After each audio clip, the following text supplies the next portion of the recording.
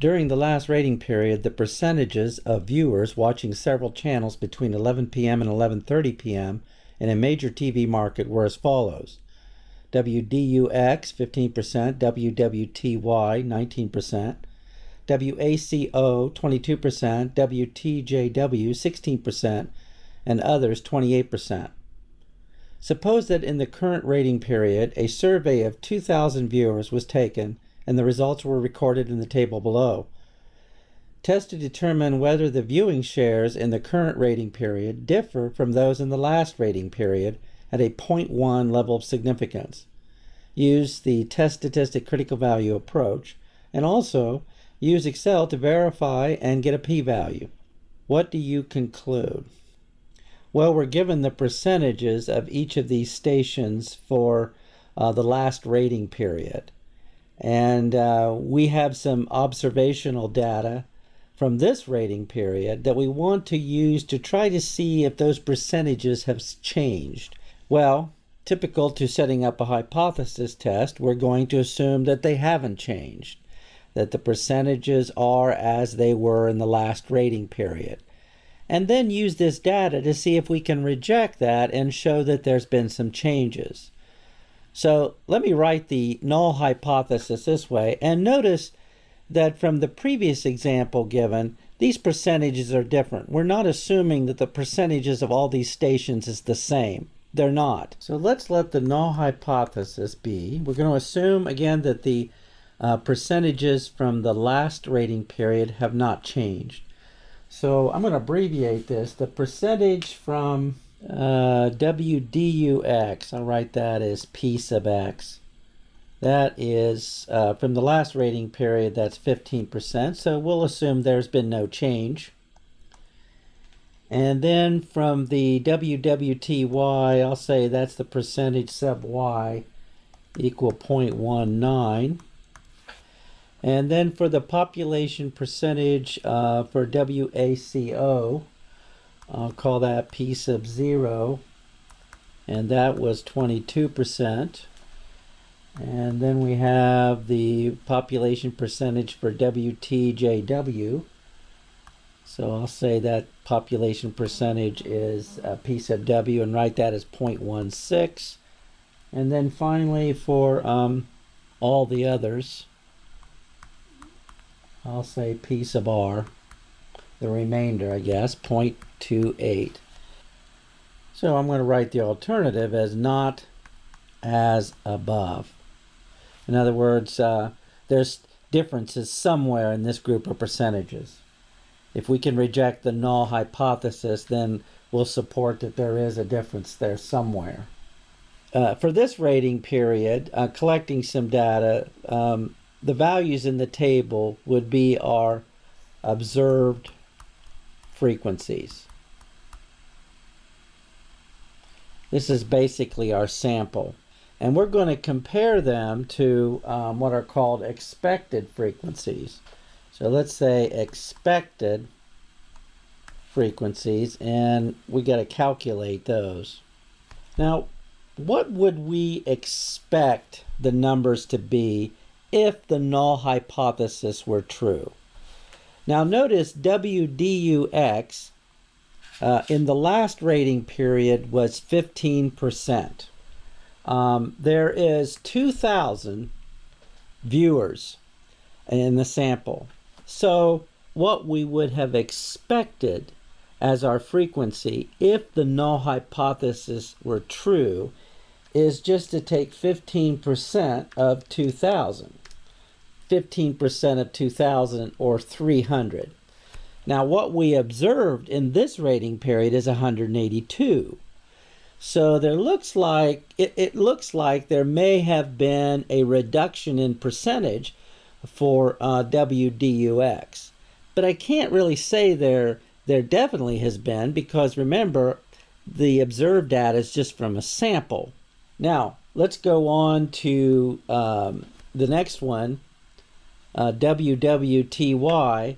Now in the last rating period, that was 19%. So if there's been no change in the share, this rating period, I would have expected 19% of that 2,000 sample to be my frequency or my observed number. And so taking 19.19 times 2000, then I get an expected frequency of 380. Well, based on my sample that I've taken, it looks like WWTY has had an increase. But again, it's just a sample, so I'm going to have to run this test to get some probability statement about this to see if I can really reject the null. I can see some differences, but are they significant? Let's go on to WACO. In the last rating period, that was 22%. I took a sample of 2,000 and got 345 watching WACO. But I would have expected 22% of that 2,000. I would have expected 440. Looks like they may have had a little decrease in the share. But again, it's just a sample. Let's go on. WTJW, 16%. So 16% or 0.16 times 2,000 is 320. And then lastly, the 28% of 2,000 total is 560. So I have what are called my observed frequencies, my collected data from my 2,000 sample. If I assume that the null hypothesis is true, in other words, there hasn't been a change in percentages from the previous rating period, then I would have expected to get these frequencies here in green. Now the issue is there enough difference between my observed frequencies from my sample and basically what the null hypothesis is saying? If there is, I'll reject the null hypothesis and say that the alternative is true. If I do not reject the null, then I can't say that there's enough of a difference between these frequencies, the observed and the expected, to say there is a difference. Use the chi-squared measure for this. And chi-squared would be, let's see, remember the formula there. I would take the observed frequency, subtract the expected, and square that and divide by the expected. So let's compare these two. So I'd have my observed frequency, 182, subtract 300, squared, divided by 300. Okay, now let's go on to the next one. And I would compare the 536 observed, subtract the expected. In other words, let's look at the difference between, how much of a difference is there between what the null hypothesis is saying and what I'm actually getting from the sample. And divided by the 380. And I've got 3 more to go here. I got 354, subtract 440 squared, divided by 440. And then I've got 151, subtract 320 squared, divided by 320. And then finally 777, subtract 560 squared, divided by 560. And when I add that all together, I get 300.61. And that's my chi-squared value.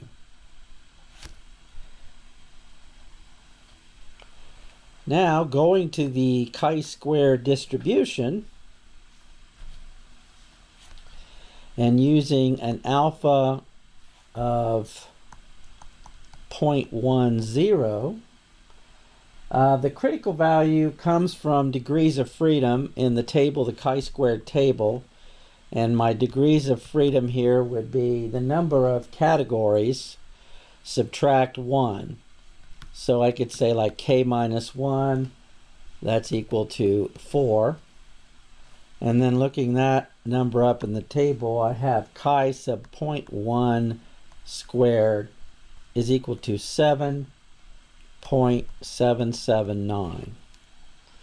And then I would say reject H sub 0 since 300.61 is greater than 7.779. And I pretty much can conclude that the p-value is going to be 0. So in other words, that chi-squared value of 300.61 is way out there to the right in this distribution, and you don't really going to have too much beyond that. So at any rate, I'm pretty comfortable in rejecting the null hypothesis, and I would say yes, the viewing percentages have changed.